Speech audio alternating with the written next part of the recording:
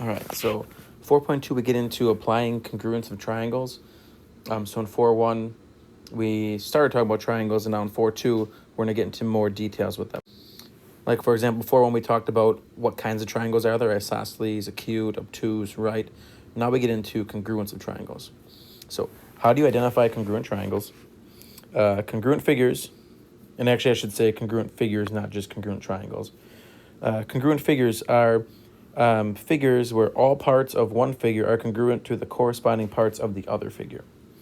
And the corresponding parts are in congruent polygons. The corresponding angles and sides are all the corresponding parts. Okay, so for example, if you look at example 1, it says write a congruent statement for the triangles. So if you look at the triangles, okay, you see that certain sides are congruent. Let me change colors here. So we have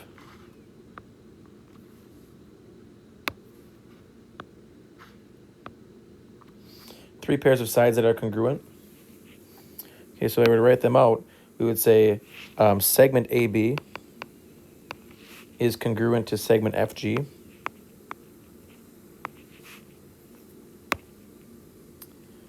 Segment BC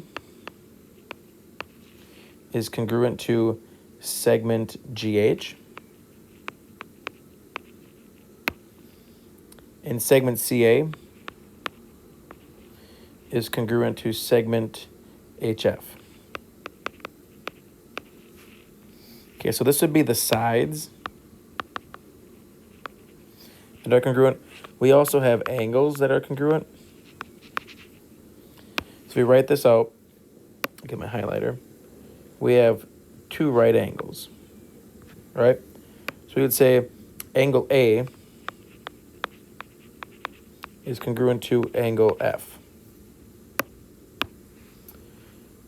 Then you see the two green angles there, angle B and angle G, both have one arc on them. So you'd say angle B is congruent to angle G. Then lastly, we have these angles that have two arcs on them. Those are angle C and angle H. So we'd say angle C congruent to angle H. So if we had to write a congruence statement, okay, write a congruence statement, that would be this part right here, congruence statement. We need to write a statement putting the triangles in the correct order, the letters of the triangle in the correct order. So our congruent statement would be triangle ABC is congruent to. Now, what matches up with angle A? It's angle F, so F comes first. What matches up with angle B? It would be G, so G comes second. And then what matches up with angle C would be H. So this would be our congruent statement. And in the congruent statement, order matters. Right. So if these triangles are congruent, what that means is A and angle F better be congruent. Angle C and angle H will be congruent, and angle B and angle G will be congruent. So the congruent statement basically puts the triangles in the correct order, and it matches up all of the angles that are congruent to each other, or all of the corresponding angles. So like A corresponds to F, angle B corresponds to angle G, angle C corresponds to angle H. So that is what corresponding angles are.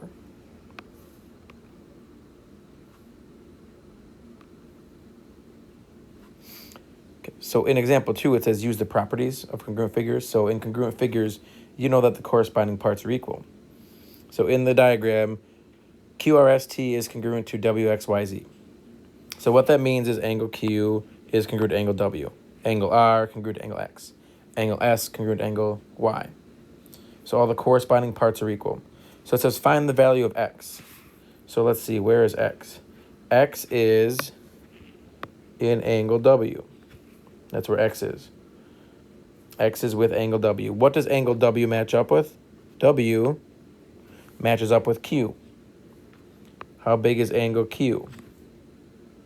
Well, angle Q is 65, so that means that angle W is 65.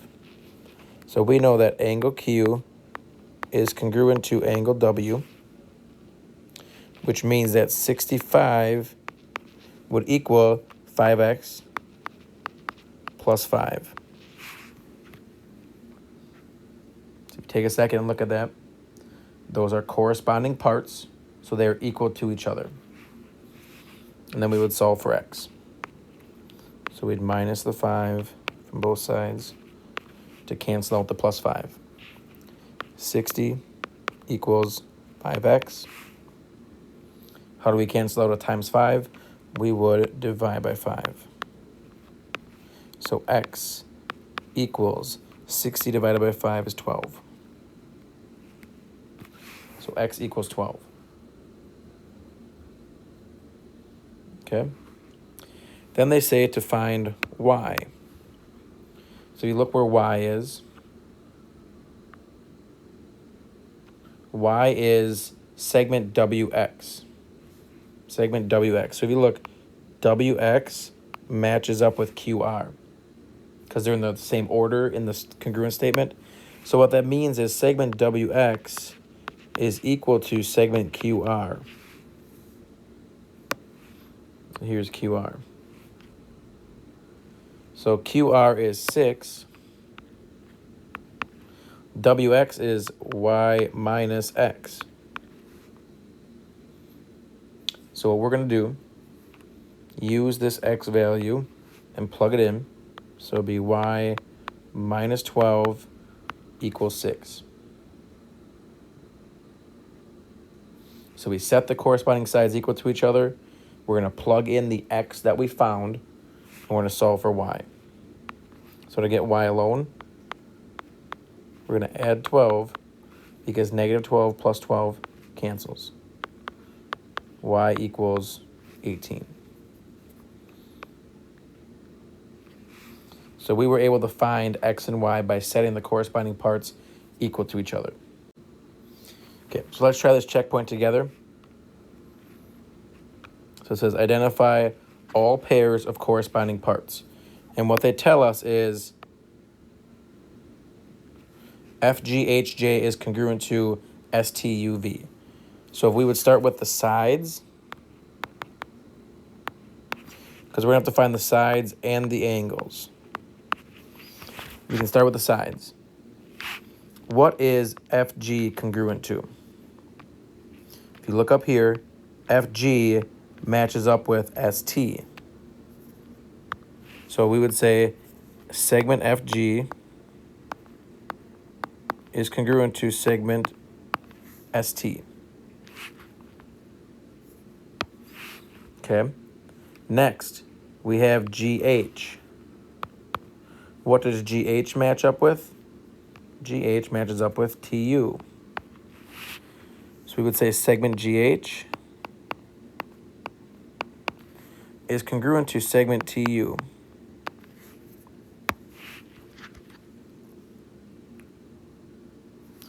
Then we have segment HJ. What does HJ match up with? HJ and UV. You see how H comes third, J comes fourth, U comes third, V comes fourth. So HJ, segment HJ, is congruent to segment UV. And lastly, JF and VS. So you see JF, VS. So segment JF is congruent to segment VS. Those would be the sides, and then we got to do the angles. So the angles, you just match up the letters. Angle F is congruent to angle S, and that comes from up here. Angle G is congruent to angle T. Angle H congruent to angle U, and angle J is congruent to angle V. I'm going to rewrite this U. Okay, so F is congruent to S, G is congruent to T, U congruent to H, and then V congruent to J. Okay? And example 3 says, are the two triangles the same shape and size? Explain. Basically, they're saying, are these two triangles congruent? So if you look, AC and FE are equal. AB and FG are equal. And then also CB and EG. So all the sides are congruent. Now check the angles. Are all the angles congruent? Angle E and angle C are 25. Angle A and angle F are 75. Angle G and angle B are both 80. So yes, these are the same shape and size because they are congruent. So are they congruent? Yes. All corresponding sides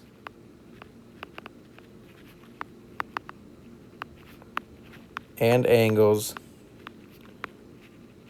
are congruent. So triangle ABC is congruent to, now what matches up with A? F does. What matches up with B? G does. What matches up with C? E does. So the order would be triangle ABC is congruent to triangle FGE. So we have a couple theorems. The next theorem is the third angles theorem. So that theorem just says that if two angles of one triangle are congruent to two angles of another triangle, then the third angles are also congruent.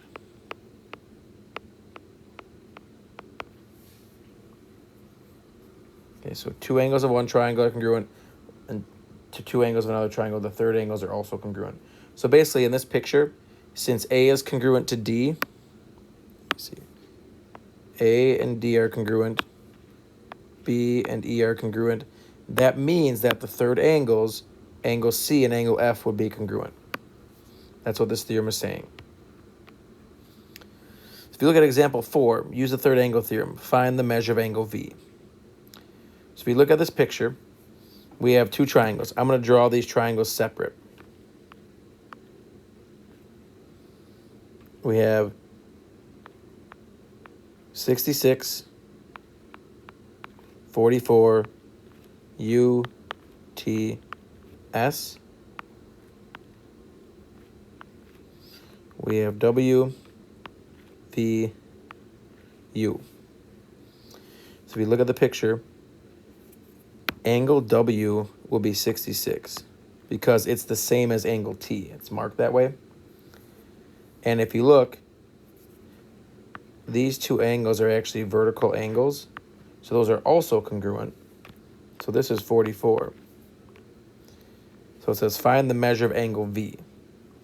Well, if U is 44 and W is 66, over in this triangle, triangles add up to 180. So it'll be angle V plus 44 plus 66 equals 180. So it'll be angle V plus 44 plus 66 is 110. So you solve for V by subtracting, not 100, subtracting 110. So angle V would end up being 70 degrees.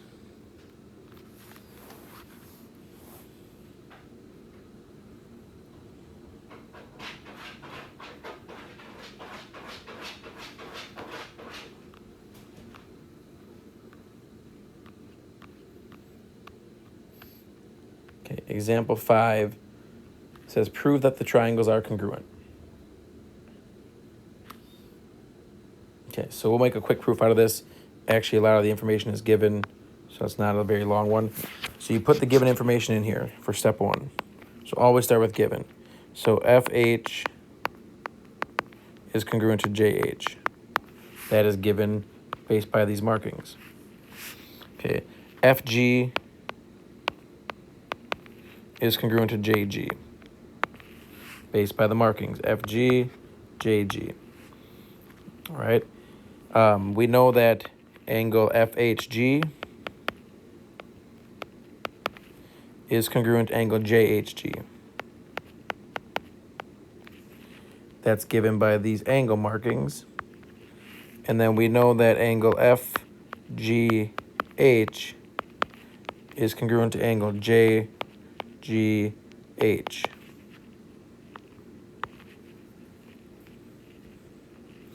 And all of these are given. So we have two angles and two sides based on what's given. We have to try to show that all of the angles and all of the sides are congruent. If you look, this blue side, HG, is shared in both triangles. It's in the left triangle and it's in the right triangle. So we're just going to say that HG is congruent to segment HG. Why is that true? Reflexive property.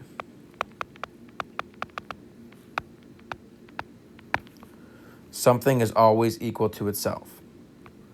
So now we know that all the sides in the triangle on the left are congruent to all the sides in the triangle on the right. So now we just got to show the very last angle. We got to show that angle F and angle J are equal. And based on our third angle theorem, we can say angle F is congruent to angle J by the third angle theorem. And that's when we talked about above. I'm just going to zoom out. That's what we said right here. If two angles in one triangle are equal to two angles in another triangle, then you know the third angles are equal. So we just showed that all of the angles are equal and all of the sides are equal. So now we would go to step 4, which would be triangle FHG is congruent to triangle JHG.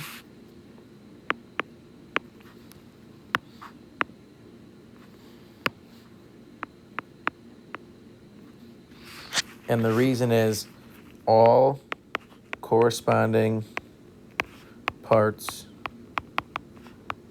are congruent. So all corresponding parts are congruent makes those triangles congruent to each other. Okay. And if you have to pause for a second to fill that in, that's fine. I'm going to move on to the next part. Properties of congruent triangles.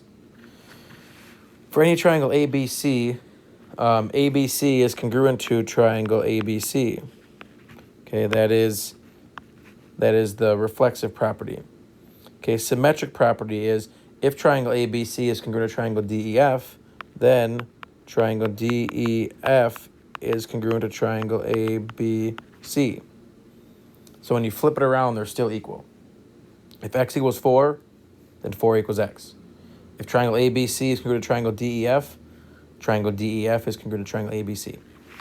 And lastly, the transitive property says that if triangle ABC is congruent to triangle DEF and DEF is congruent to JKL, then triangle ABC is congruent to triangle JKL by transitive property, because they both were congruent to triangle DEF.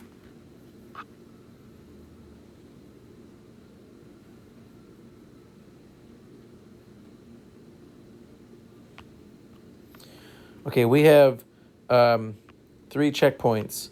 I'm going to skip some of them. Actually, I want to skip 2 and 4 and go right to checkpoint 3. In the diagram below, what is the measure of angle D? Okay, so what we have is we have vertical angles are equal. So these are both 47. Okay, so we can find angle A, we can find angle D, because those will be equal to each other. So in the triangle on the left, that triangle adds up to 180. So 71 plus 47 plus angle A equals 180. All right? So this would be 118 plus angle A equals 180. You minus 118 to get angle A equals 62 degrees. If angle A is 62, we know angle A is congruent to angle D. That was given based on this marking right here. So that means that angle D is equal to 62 degrees as well. And like I said, we're going to skip those checkpoints. And that's all we got for today.